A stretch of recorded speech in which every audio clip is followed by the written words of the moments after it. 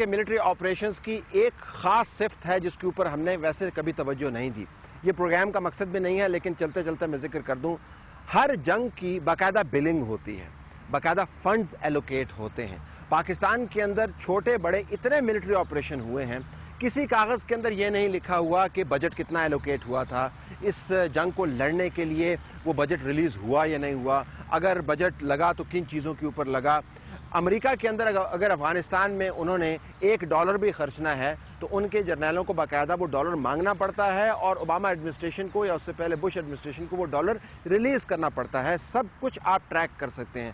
پاکستان کے اندر یہ نظام نہیں ہے. بہرحال ہم جنگیں لڑ رہے ہیں, ہمیں ان جنگوں کی کاسٹ جو ہے یا قیمت جو ہے وہ کسی اور طریقے سے معیر کرنی ہوگی. اس کا سکیل, اس کا میزان, اس کا پیمانہ ہم نے کوئی اور اپنانا ہوگا. میرے خیال میں اس جنگ کو معیر کرنے کا یہ کامیاب ہے یا نہیں ہے. 3 قسم کا پیمانہ ہمیں بنانا ہوگا. نمبر 1, کیا اس جنگ کے بعد یہاں پر حالت لوگوں کی بہتر ہے؟ کیا لوگوں کی معیشت بحال کرنے کے مواقع بدرجہ اتم موجود ہیں؟ کیا یہاں پر لوگ آرمی کی طویل المدت پریزنس سے خوش رہیں گے؟ اور سب سے بڑی بات یہ, کیا یہاں سے اگر طالبان چلے گئے تو ان کا جو لیجنڈ ہے, ان کا جو فولکلور ہے, ان کی جو کہانی ہے, ان کی جو ہیبت ہے, وہ بھی یہاں سے گئی یا نہیں؟ اور پھر تحریک طالبان پاکستان کی قیادت کا کیا ہوا؟ ساؤتھ وزیرستان میں آج کل آپ کو ڈیولپمنٹ کی بات بڑی سنائی دے گی. یہاں پر نہ صرف آرمی کی طرف سے بڑے بڑے پروجیکٹس بھی لانچ کیے گئے ہیں بلکہ بہت سا پیسہ بھی ڈیولپمنٹ کی مد میں ڈسٹریبیوٹ ہوگا. لگتا یوں ہے کہ ساؤتھ وزیرستان, جس طرح کہ انگریزی میں کہا جاتا ہے, has finally turn the corner, یعنی ساؤتھ وزیرستان میں ایک حقیقی اور مثبت تبدیلی آ چکی ہے. لیکن اس کے ساتھ ساتھ اس تبدیلی کی اصل حقیقت کو جاننے کے لیے اس قیمت کا بھی ہمیں ذکر کرنا ہوگا جو یہاں کے لوگوں نے چکائی ہے. آپریشن کی سب سے بڑی قیمت یہاں کے لوگوں نے نقل مکانی کے ذریعے چکائی ہے. ساؤتھ وزیرستان میں آپریشن سے پہلے اس علاقے کے بعض حصوں کو عملاً ڈی پاپولیٹ کر دیا گیا تھا, جس سے مراد یہ ہے کہ لوگوں کو وارن کیا گیا تھا کہ یہاں پر آپریشن کا آغاز ہونے والا ہے اور آپ اپنا گھر کا سامان اٹھا کر جو بھی آپ اٹھا سکتے ہیں یہاں سے نکل دیں. یہ وہ لوگ ہیں جو عموماً اپنے گھروں کو سینکڑوں سال بھی نہیں چھوڑتے, لیکن پچھلے 2 آپریشنز میں نقل مکانی کے عمل پر مجبور ہوئے. ساؤتھ وزیرستان سے نکلنے والے بہت سے لوگ ڈیرہ اسماعیل خان میں پڑاؤ کرنے پر مجبور ہوئے, کچھ لوگوں نے ٹانک میں پڑاؤ کیا, بعض لوگوں نے بنو اور لکی کے اندر پڑاؤ اپنایا. بہت سے لوگ ڈی آئی خان, ڈیرہ اسماعیل خان سے نکلتے ہوئے کراچی کی طرف بھی چلے گئے. یہ لوگ سینکڑوں نہیں, ہزاروں نہیں, بلکہ بعض ایسٹیمیٹس کے مطابق لاکھوں کی تعداد میں تھے. کچھ لوگوں نے محض 20 کلومیٹر کا سفر کیا, بعض لوگوں نے سینکڑوں کلومیٹر کا سفر کر کے نقل مکانی کی, لیکن نقل مکانی بہت بڑی تعداد میں ہوئی. ہم میں سے جس کسی نے بھی نقل مکانی کے عمل کو اپنی آنکھوں سے دیکھا ہے, یہ ایک انتہائی تکلیف دہ عمل ہے. وہ لوگ اپنے گھر کو بسانے کا آسرا کیے ہوئے اس گھر کو چھوڑ کے جاتے ہیں. سوات کے اندر ہم نے دیکھا نقل مکانی ایک بہت بڑے پیمانے پر ہوئی, لیکن سوات کے لوگوں میں اور وزیرستان کے لوگوں میں زمین آسمان کا فرق ہے. وزیرستان کے وہ لوگ ہیں کہ جنہوں نے زندگی کی بہت سی سہولیات اپنی گھر کی 4 دیواری سے آگے کبھی نہیں دیکھی. ان لوگوں کے لیے اپنے گھر بار کو عورتوں اور بچوں کے ساتھ چھوڑنا ایک بہت بڑی قیامت کا سامنا کرنے سے کچھ زیادہ مختلف نہیں تھا, لیکن یہ قیامت انہوں نے بھگتی. اس کے بعد ابھی بھی بہت سے خاندان نقل مکانی کے باعث اپنے گھروں کو واپس نہیں جا سکتے.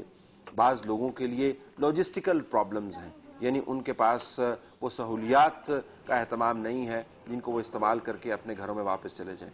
بعض لوگوں کے لیے پیسے کا مسئلہ ہے, بعض لوگ خوف کا شکار ہیں. نقل مکانی کی ایک اور بہت بڑی قیمت اس علاقے کی معیشت کی مکمل طور پر تباہی کی صورت میں سامنے آئی. جب ملٹری آپریشنز ہوتے ہیں تو پھول نہیں برسائے جاتے, گھمسان کا رن پڑتا ہے. ملٹری اپنے فوجیوں کو تحفظ دینے کے لیے دنیا بھر میں رائج الوقت نظام کے تحت کام کرتی ہے, اور اس نظام کا پہلا حصہ یہ ہوتا ہے کہ دشمن کے تمام تر ٹھکانے تباہ کر دیے جائیں. یہ تباہی صرف ٹھکانوں کی نہیں ہوتی بلکہ معاشی تباہی بھی اس کا ایک حصہ ہوتی ہے. باجوڑ آپریشن میں ہم نے دیکھا کہ ملیٹنٹ سے جان چھڑانے کے لیے بڑی بڑی مارکٹس کو زمین بوس کرنا پڑا۔ ساؤتھ وزیرستان کے آپریشن میں بھی ہم نے یہ حقائق دیکھے ہیں۔ جب لوگ اپنا گھر بار چھوڑ جاتے ہیں تو ان کے لیے بہت مشکل ہوتا ہے کہ اپنی فصلوں کو، اپنے کاروباروں کو سالوں تک ان بنیادوں پر استوار کریں جن پر وہ صدیوں سے چلتے رہے ہیں۔ اس علاقے کی معیشت کو دوبارہ سے بحال کرنا ایک بہت بڑا چیلنج ہے۔ اس آپریشن کی تیسری بڑی قیمت اس خوف کے پھیلاؤ کی صورت میں سامنے آئی جو اس علاقے میں اب موجود ہے۔ اگرچہ تحریک طالبان پاکستان اس علاقے کو چھوڑ کے جا چکی ہے اور اس کی قیادت تتر بتر ہے، لیکن پھر بھی اندر خانے یہاں پر لوگ ابھی بھی اس خوف کا شکار ہیں کہ اگر تحریک طالبان پاکستان کو یہاں سے اکھاڑنے کے لیے یا بھگانے کے لیے اتنا بڑا آپریشن کرنا پڑا، دوبارہ تحریک طالبان پاکستان اگر واپس آ گئی تو پھر آرمی کا لائے عمل کیا ہوگا؟ تحریک طالبان پاکستان اس علاقے سے تو چلی گئی اور یہاں سے نقل مکانی کر کے نارتھ وزیرستان کے اندر اپنا اڈا قائم کیے ہوئے ہے، لیکن اس کے اثرات یہاں پر ابھی بھی موجود ہیں۔ آفیشیل ٹرپس کے اندر یہ بات بتائی جاتی ہے کہ کس طرح حکیم اللہ محسود کوٹکئی کے اندر اپنے گھر کو نہ بچا پایا، اس کا گھر زمین بوس کر دیا گیا اور وہاں پر تحریک طالبان پاکستان کا اڈا مکمل طور پر ختم کر دیا۔ بعض تجزیہ نگاروں کے نزدیک یہ ایک بہت بڑی کامیابی ہے، کیونکہ کامیابی کا سب سے پہلا اور بڑا معیار دہشت گردوں سے اپنی زمین کو واپس لینا ہے۔ سب سے پہلی چیز ٹیررسٹ سے زمین لینی ہے۔ زمین جب تک آپ ان سے نہیں لیں گے کوئی آپریشن کامیاب نہیں ہو سکے گا۔ ان کو ہم نے سپیس ڈینائی کرنی ہے، تو جب وہ سپیس ان سے لے لی ہے تو وہ آٹومیٹکلی ان کی تنظیم کمزور ہو جاتی ہے اور وہ جب آن دی رن ہوتے ہیں تو وہ اس طرح کی کارروائیاں نہیں کر سکتے جس طرح وہ پہلے کرتے تھے۔ مگر یہ کامیابی کا واحد معیار نہیں ہے۔ پاکستان کے اندر ایسے آپریشنز کی تاریخ بڑی طویل ہے جہاں پر محدود مدت کے لیے طالبان سے علاقے واپس سے لیے گئے، لیکن کچھ ہی عرصے کے بعد توجہ نہ دینے کی وجہ سے ریاست کی ریٹ از خود شرنک کر گئی اور طالبان نے اپنا اثر و رسوخ ان علاقوں میں دوبارہ بڑھا دیا۔ ساؤتھ وزیرستان میں سے یقیناً حکیم اللہ محسود کے جانے کے بعد حالات بہتر ہو گئے ہیں اور آپ کو یہاں پر ایک نئے ماحول کی رت یقیناً نظر آئے گی، لیکن اس کے ساتھ ساتھ حکیم اللہ محسود ابھی بھی زندہ ہے۔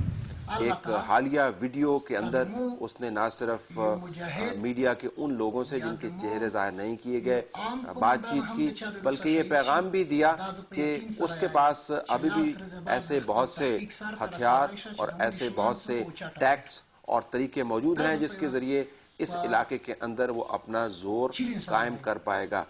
بعض لوگوں کا خیال ہے کہ حکیم اللہ محسود اپنے علاقے میں سے نکلنے کے بعد ایک عام سا شخص ہے، وہ ساؤتھ وزیرستان سے تعلق رکھتا ہے، نارتھ وزیرستان میں جا کر اس کا وہ رعب اور دبدبا نہیں رہا جو کبھی ساؤتھ وزیرستان میں وہ انجوائے کیا کرتا تھا۔ مگر پھر بھی مقامی لوگوں کو یہ تسلی دینا کہ حکیم اللہ محسود ساؤتھ وزیرستان میں دوبارہ قدم نہیں رکھے گا بہت ہی مشکل کام ہے۔ ایک طرف سے اس کی پروپیگنڈا مشینری روزانہ کوئی نہ کوئی کام ایسا کرتی ہے کہ لوگوں تک پیغام پہنچ جاتے ہیں۔ اس کے علاوہ اس کے بہت سے ساتھی ساؤتھ وزیرستان کے علاقوں میں ابھی بھی اپنے اپنے کاموں پر کاربند ہیں۔ نہ صرف وہ یہاں پر ایکٹیویٹیز کرتے ہیں بلکہ لوگوں کے خلاف وہ کیمپین بھی چلاتے ہیں، بالخصوص وہ لوگ جن کا خیال ہے کہ تحریک طالبان کی کمر یہاں پر ٹوٹ چکی ہے اور اب ان کو ریاست پاکستان کے ساتھ مل جل کر رہنا ہوگا۔ اب حکومت نے یہ اعلان کیا ہے کہ یہ علاقہ ہم نے شرپسندوں سے خالی کیا ہے اور لوگوں سے کہا جا رہا ہے کہ آپ واپس اپنے اپنے علاقوں میں چلے جائیں۔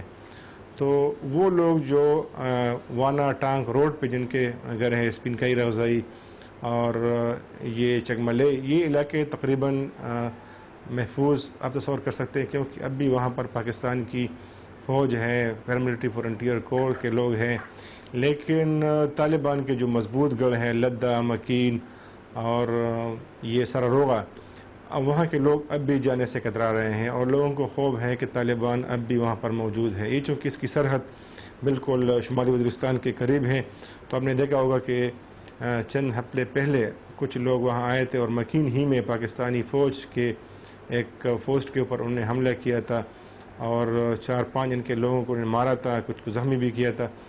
تو لوگ اب بھی محسوس کر رہے ہیں کہ طالبان کو شکست نہیں ہوئی ہے.